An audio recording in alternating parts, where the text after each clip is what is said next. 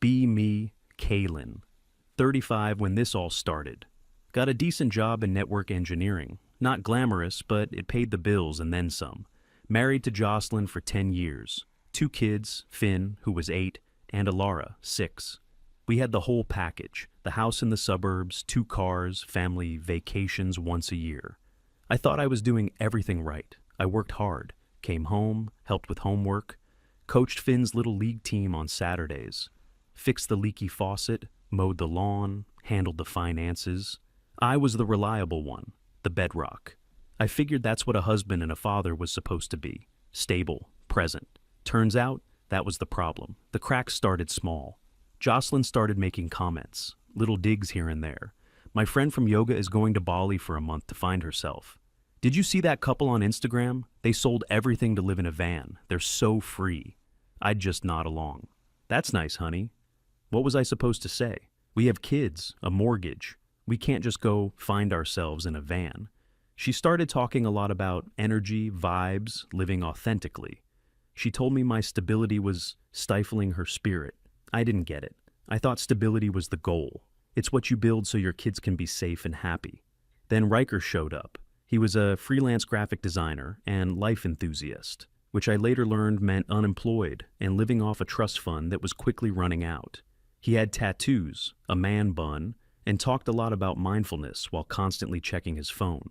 Jocelyn met him at some downtown art walk event she started going to by herself. Suddenly, he was always around. She'd bring him up in conversation. Riker thinks we should all try ayahuasca. Riker says the 9 to 5 is a form of modern slavery. I bit my tongue for as long as I could. The breaking point came on a Tuesday night, I think. I came home from a long day at work, had to fix a server crash. I was exhausted. Walked in, and the house was buzzing. Jocelyn and Riker were in the kitchen, blending some god-awful green smoothie. The kids were watching TV by themselves in the living room. Dinner was nowhere in sight. I asked what was going on, and Jocelyn gave me this look, a mix of pity and annoyance. She pulled me into the bedroom for a talk. This was it, the big one. She told me she couldn't do it anymore, this life, this suburban prison. She said I was a good man, but I was emotionally unavailable, that I showed my love through acts of service, like fixing the dishwasher. But she needed passionate connection. She talked about toxic masculinity, how I never shared my feelings, how my stoicism was a wall she couldn't break through. I just stared at her. I shared my feelings by coming home every single night, by making sure they had everything they needed. Then she dropped the bomb. She was in love with Riker. He understood her soul. He challenged her to grow. She wanted a divorce. I felt like the floor had dropped out from under me. 10 years of my life, building this family, and it was being dismantled because I was too reliable. I asked about the kids. What about Finn and Alara? She had an answer for that too. It would be better for them to see their mother happy and living her truth than miserable in a loveless marriage. It was textbook scripting. I felt like I was talking to a self-help blog, not my wife. The next few weeks were a blur of lawyers and paperwork. She moved out and took the kids to a rental property a few towns over. Riker moved in with her a week later. My lawyer, a tired-looking guy who'd seen it all, gave me the grim reality. He told me to prepare for the worst. Family court, he said, wasn't about what was fair.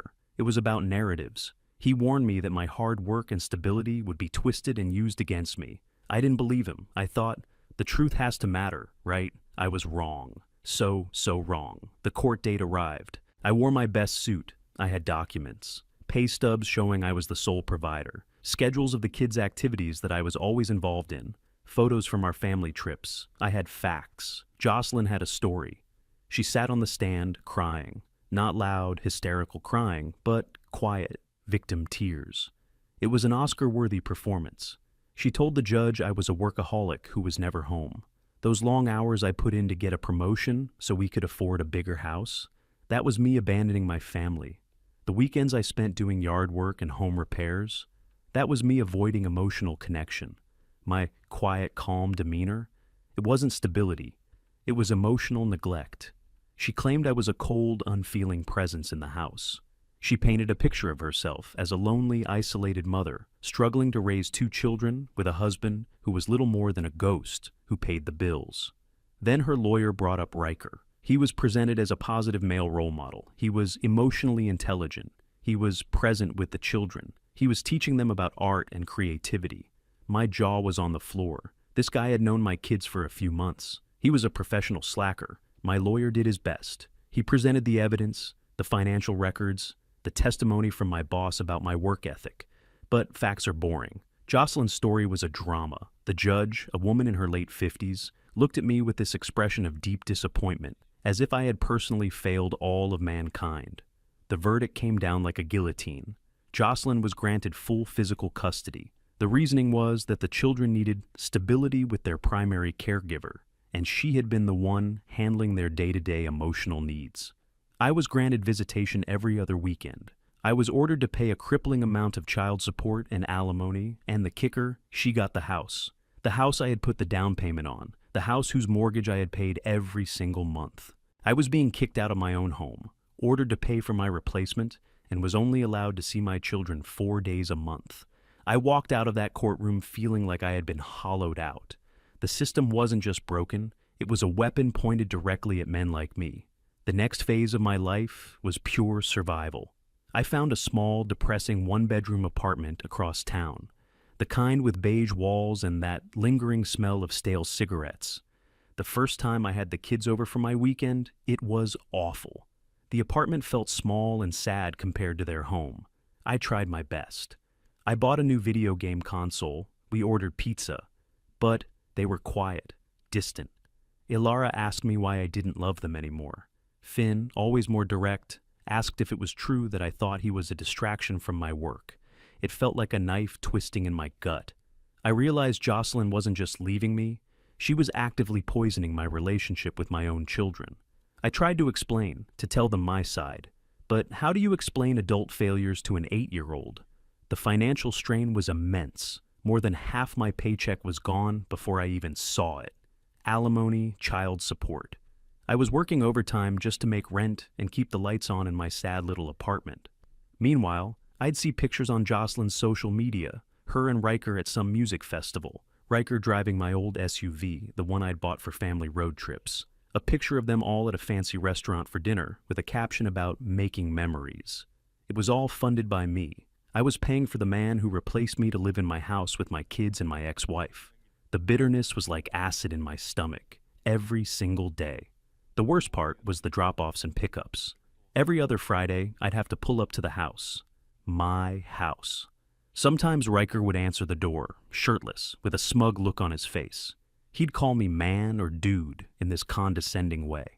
Hey man, kids are almost ready. I could see the lawn getting overgrown. The flower beds Jocelyn used to love were full of weeds.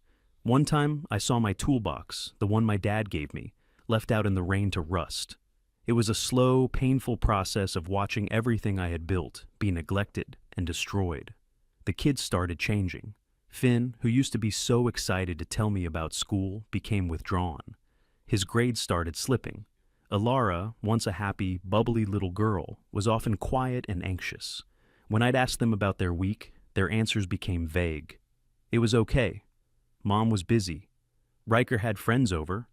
A few months in, probably around early spring, Finn let something slip. I picked them up on a Friday, and he looked exhausted, dark circles under his eyes. I asked if he was feeling okay. He just mumbled, "Riker's band practiced late again." My heart stopped. Band? He told me Riker had started a band with his friends. They practiced in the garage, 2 or 3 nights a week. They played until 1 or 2 in the morning, on school nights. I tried to talk to Jocelyn about it. I called her, kept my voice as calm as possible. I told her the kids needed their sleep, that the late-night band practice was not okay. She laughed at me. She told me I was being controlling, trying to micromanage her life from afar. She said Riker was a creative person, and I wouldn't understand his process. She accused me of being jealous of his passion. Then she told me to only contact her about emergencies and hung up. I felt completely powerless. I was legally bound to hand over my children to a woman who was letting her deadbeat boyfriend keep them up all night. I called my lawyer. He told me what I already knew. Without concrete proof of neglect, a judge would see my complaint as a bitter ex trying to cause trouble. She said, wouldn't be enough. I needed something more. So I started documenting everything. Every time the kids showed up, tired. Every time they were wearing clothes that were a size too small or had a stain on them. Every comment they made about not having a proper dinner because Mom and Riker ordered takeout for themselves. I kept a detailed journal. It was a grim, depressing log of my children's slow decline. The situation escalated. One weekend, Alara came to me with a scraped knee that was clearly infected. It was red and swollen. I asked her what happened. She said she fell off her bike a few days ago. I asked if her mom cleaned it or put a bandage on it. She shook her head. Mommy was arguing with Riker. She told me to just run some water on it. The rage I felt was cold and sharp. I took her to an urgent care clinic immediately. The doctor gave her antibiotics and told me it was a good thing I brought her in when I did. I took pictures of the prescription, the doctor's notes, added it to the journal. When I dropped them off on Sunday, I confronted Jocelyn at the door. I showed her the prescription. I told her she had neglected Alara's injury. She didn't even look guilty. She got defensive. She claimed I was overreacting, that it was just a scrape. She accused me of trying to undermine her parenting. Riker came to the door behind her, put his arm around her. He told me to chill out, dude. I saw my daughter peeking from behind the door, looking scared. I knew right then I couldn't win by confronting them directly. It just made them close ranks and would make things worse for the kids. I got back in my car, my hands shaking with a fury I had never felt before. This wasn't just a bad situation anymore. This was dangerous. I had to get my kids out of there. But I knew I only had one shot to do it right.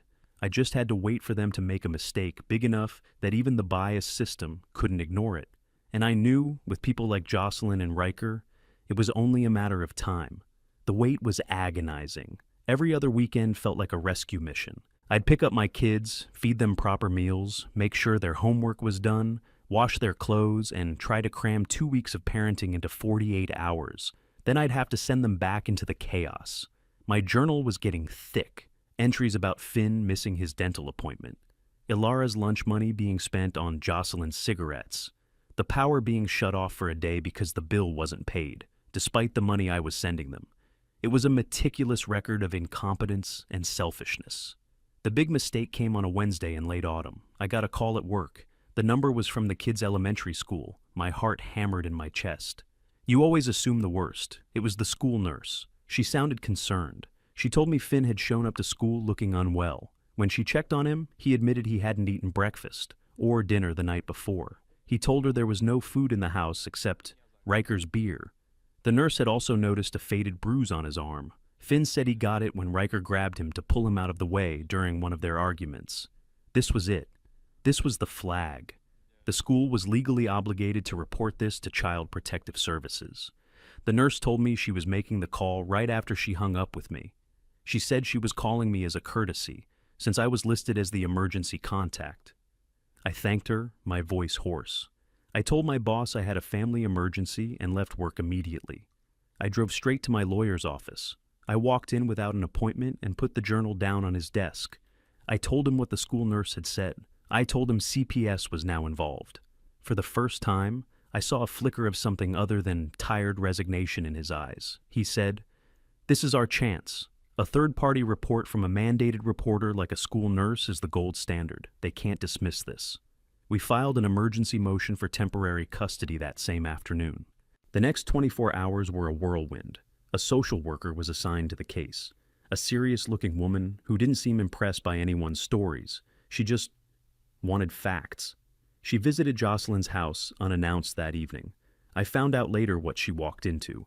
The house was a wreck. Dirty dishes piled in the sink, trash overflowing. The whole place smelled like stale beer and weed.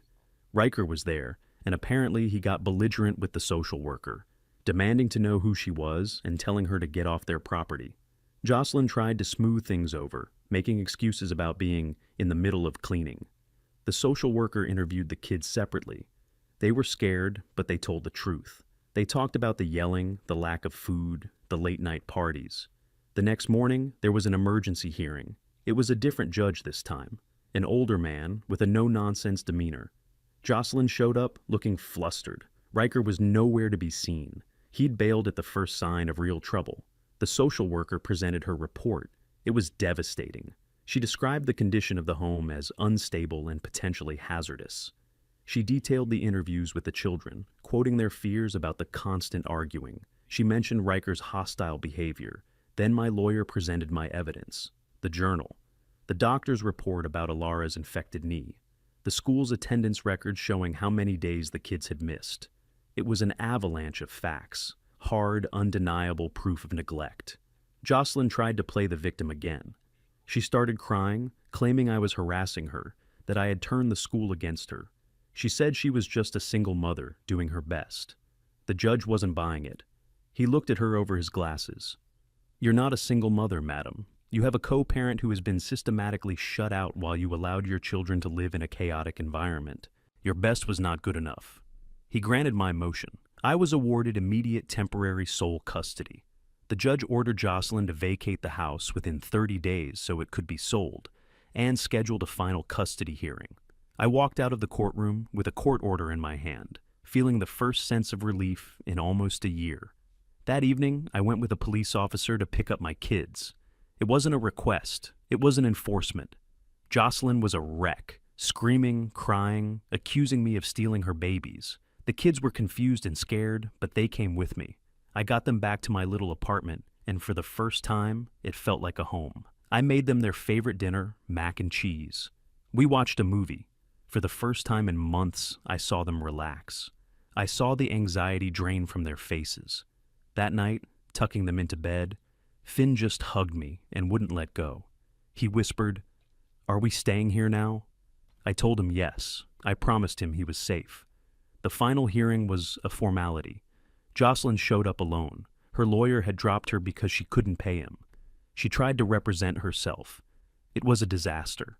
She rambled, contradicted herself, and blamed everyone but herself. The judge made the custody order permanent. I had sole legal and physical custody. Jocelyn was granted supervised visitation once a month at a designated facility. She would have to pay to use it, and she was ordered to pay me child support.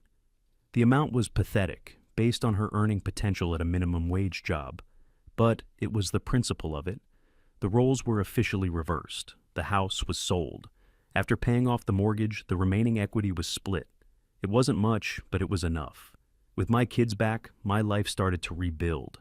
I used my share of the house money as a down payment on a new place, a small but clean townhouse in a good school district, closer to my work. The kids thrived. Their grades shot back up. They made new friends. The light came back into their eyes. Finn joined the school's robotics club. Ilara started taking dance classes. Our weekends were no longer about recovery missions. They were just normal, happy weekends. We went hiking, visited museums, built Lego sets that took over the entire living room floor. It was quiet. It was stable. It was everything Jocelyn had claimed to hate, and it was everything we needed. I focused all my energy on them, on creating a secure, loving home. Dating wasn't even on my radar. I had learned my lesson. My trust in people was gone. My kids were my entire world.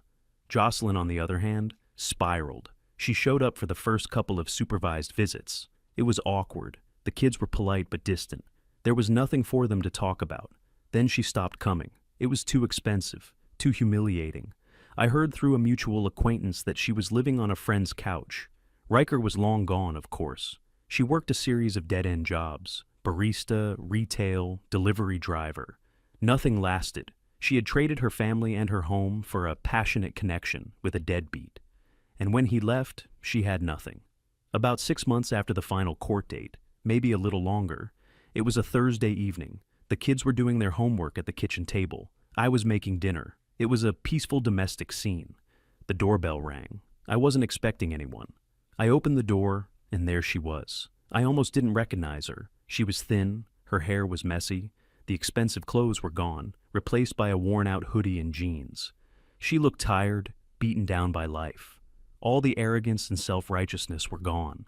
In their place was just desperation. She started talking before I could say anything.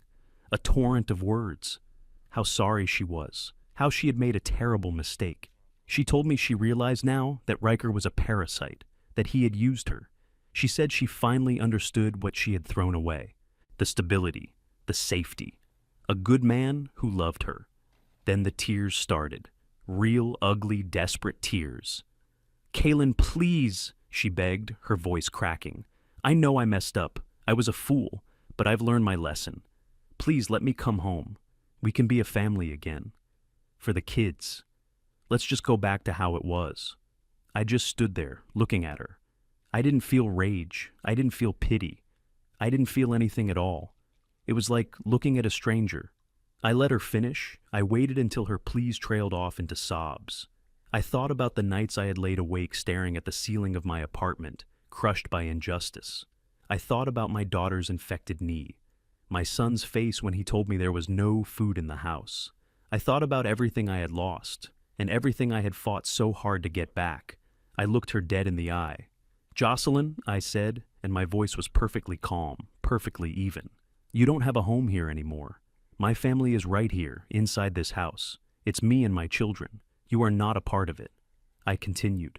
You wanted a life of excitement and passion. You made your choice. This is the consequence. Go live with it. Her face crumpled. It was the look of someone who finally understood that there were no more second chances. The game was over. She had lost. I didn't yell. I didn't raise my voice.